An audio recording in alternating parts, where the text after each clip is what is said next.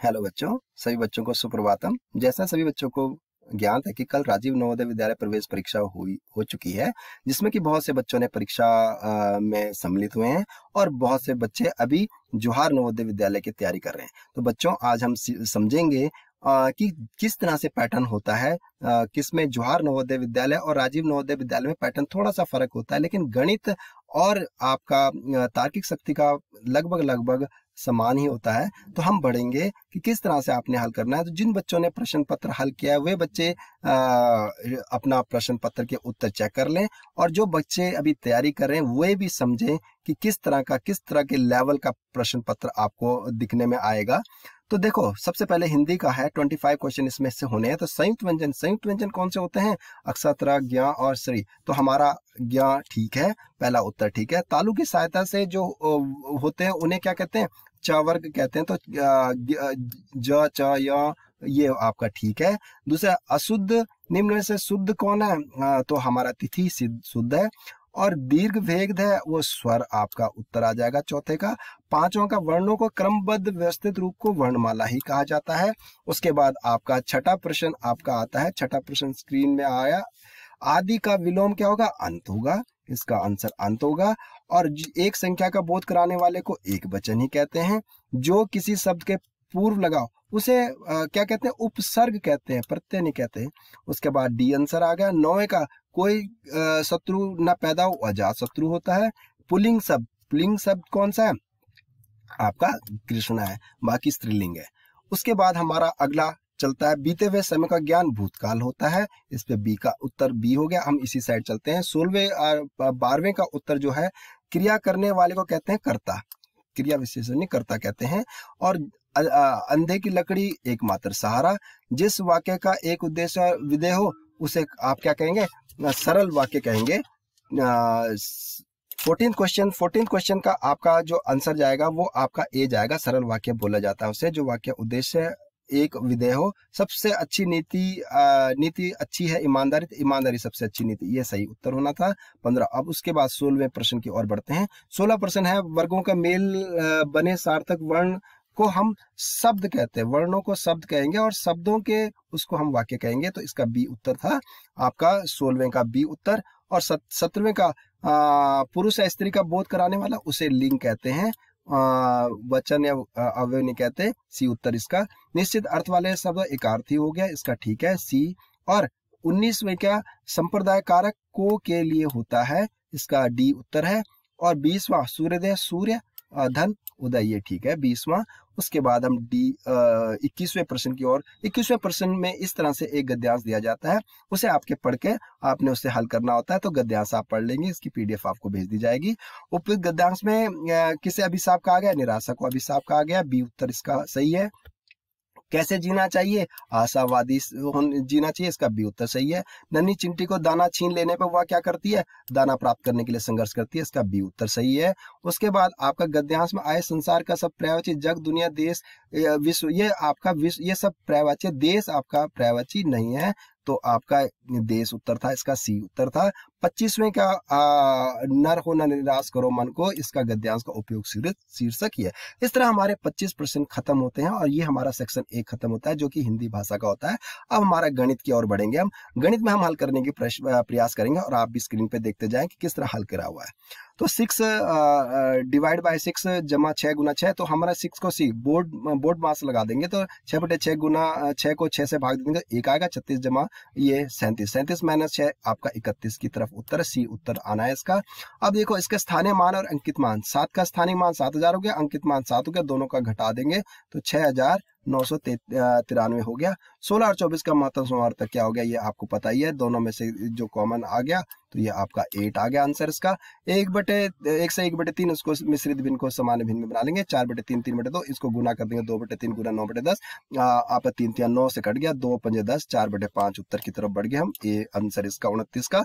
अब 30वें प्रश्न की ओर बढ़ेंगे। अभाज्य गुणनखंड देखो, 2 गुना 2 दूनी 4 दूनी 8 दूनी 16 दूना, इस तरह से पूरा आपका कितना हो रहा है? 720 हो रहा है, तो आपका सी उत्तर सही है। है। आप सी उत्तर पे और बढ़ जाएंगे। अधिवर्ष, लीप वर्ष, लीप वर्ष बच्चों जो 4 से विभाजित होता है और पूरी अगर शताब्दी है तो वो 100 से डिवाइड होनी चाहिए। तो 2020 आपने बहुत बुरी तरह झेला, तो इसको याद रखें, ये हमारा लीप वर्ष है। इसमें हमारे फरवरी में 29 दिन होते हैं। वृत्त की परिधि का मान 2 पाई आर होता है। पाई आर स्क्वायर तो जो होता है वो आपका क्षेत्रफल का होता है, तो 2 पाई आर इसका उत्तर आ गया।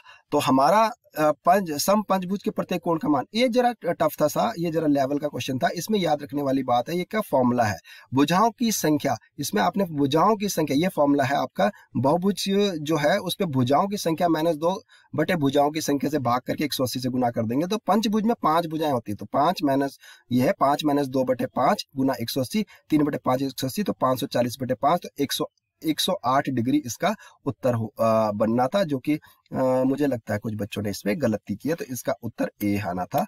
उसके बाद 34वां प्रश्न, 10 प्राकृतिक संख्याओं का जोड़। 10 प्राकृतिक संख्याओं का जोड़ ए प्लस इतना लंबा ना करके आप 10 प्राकृतिक संख्या का जोड़ 55 होता है, इनको सबको जोड़ देंगे और 10 से भाग दे देंगे, तो 5 बटे 10, 55 बटे 10, तो 5.5 इसका उत्तर आ गया। उसके बाद हम चलते हैं अगले प्रश्न की ओर।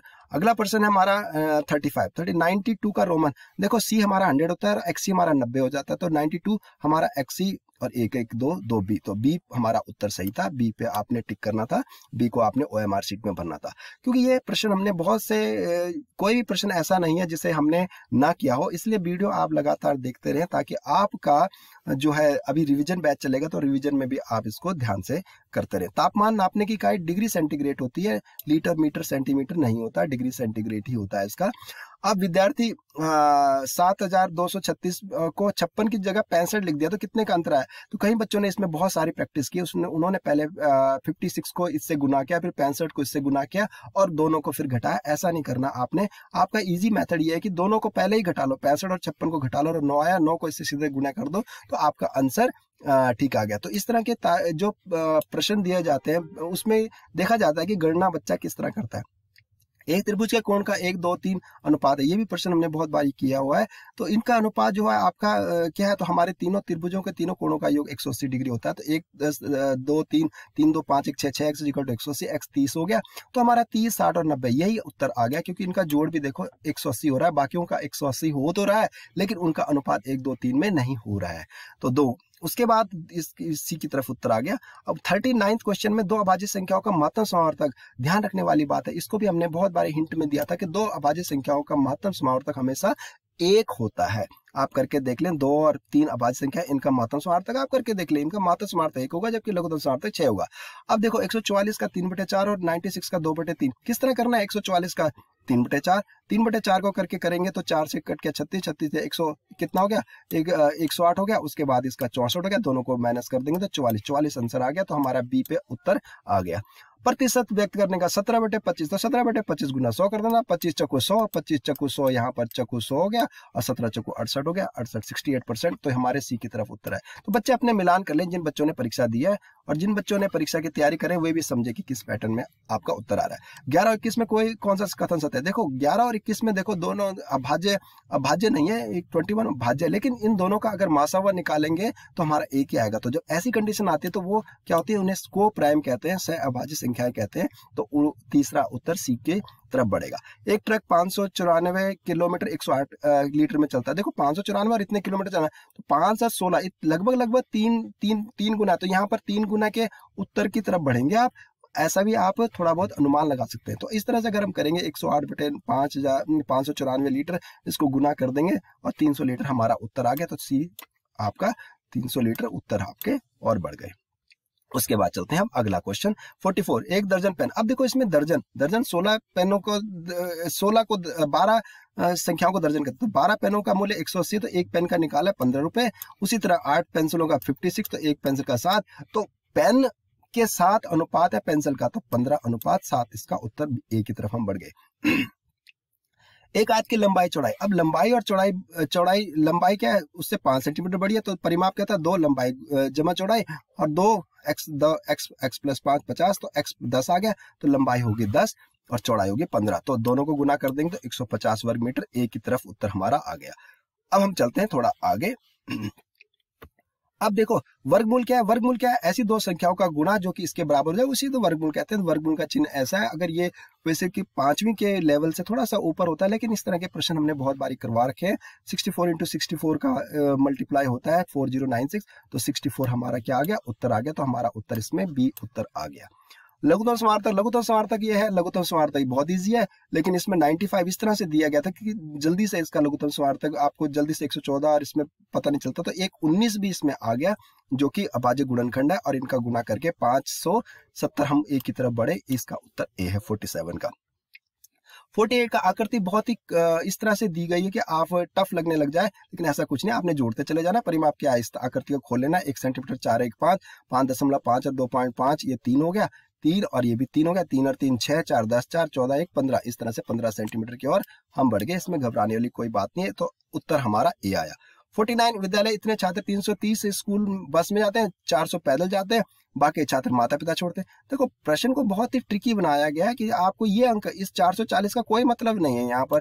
भाई 330 स्कूल बस से जाते हैं तो 400 पैदल जाते हैं, चाहे माता पिता छोड़ने आते हैं उन्हें, सारे क्या है बस से, इसका मतलब वो बस से नहीं जाते। तो आपने 1000 में से 330 ही माइनस करना था, तो 670 बच्चे जो थे वो क्या है बस से नहीं जाते, वो पैदल या क्या करते हैं उनके माता पिता छोड़ने उन्हें जाते हैं। तो 670 है, तो उसका प्रतिशत कितना हो गया, 670 बटे 1000 गुना 100 और 67%। देखो यहाँ पर 27% भी दिया हुआ है, ताकि 330, कई बच्चों ने 330 और 400 को जोड़ दिया, 730 हो गया, तो 1000 में 730 गया, 27 आ गया, और इस तरह से उत्तर की ओर बच्चे पहुंच गए। तो इस तरह से ट्रिकी क्वेश्चन भी होता है। एक संख्या दूसरी संख्या से 36 अधिक है, ऐसे प्रश्नों में पहले उत्तर भी देख लेना है कि 36 अधिक है, तो कोई भी संख्या 36, इन दोनों का डिफरेंस 36 होना चाहिए। 48 और 8 36 हो रहा है, नहीं हो रहा है। ये कितना हो रहा है, 40 में से 8 घटाओ, 36 में से 12 घटाओ, 42 में से सिर्फ 42 में से 6 घटाने पर ही 36 हो रहा है। तो हमारा कई बार हम प्रश्न में ही उत्तर छुपा होता है, तो हम इस पर भी देख लें, लेकिन करना है अगर आपने तो इस तरह से उसे सॉल्व कर सकते हैं। एक एक्स है, एक्स प्लस 36, दोनों का जोड़ 48 है, तो 2x = x प्लस 36 12 हो जाएगा, x = 6, तो पहली संख्या x है, दूसरी संख्या क्या हो जाएगी 42 हो जाएगी, 36 और 6। इस तरह से हमारा उत्तर क्या हो गया, सी 42 और 6, सी का उत्तर। तो इस तरह से हमने पूरे प्रश्न पत्र को हल किया। आप देख रहे होंगे कि पैटर्न समझ रहे होंगे किस तरह से बहुत ही तरीके से सजाए गए हैं प्रश्न, ताकि आप के हर एक तरह की स्किल को इसमें मापा गया है। तो मैं उम्मीद करता हूं कि जो बच्चे अभी जवाहर नवोदय विद्यालय की तैयारी कर रहे हैं वो गहराई से प्रश्न पत्र का अध्ययन करें। मैं इसकी PDF आप लोगों को भेज दूंगा, आप उसे हल करें, ताकि आप बहुत अच्छा सा प्रदर्शन अपने जवाहर नवोदय विद्यालय में कर पाए। और जो बच्चे इस साल अगर जो 4th में, जो 5th में तैयारी करने जा रहे हैं, वे भी इस वीडियो को देखें और समझें उन्हें किस लेवल की तैयारी करनी है, ताकि वे भी जवाहर नवोदय या आपकी राजीव नवोदय विद्यालय में अपना स्थान बना पाए। इसी के साथ आप सबको देखने का धन्यवाद। आप लोग इस प्रश्न पत्र को पुनः पॉज करते करते देखें और हल करने का प्रयास करें। आपका दिन शुभ हो, आप सफल हो। धन्यवाद।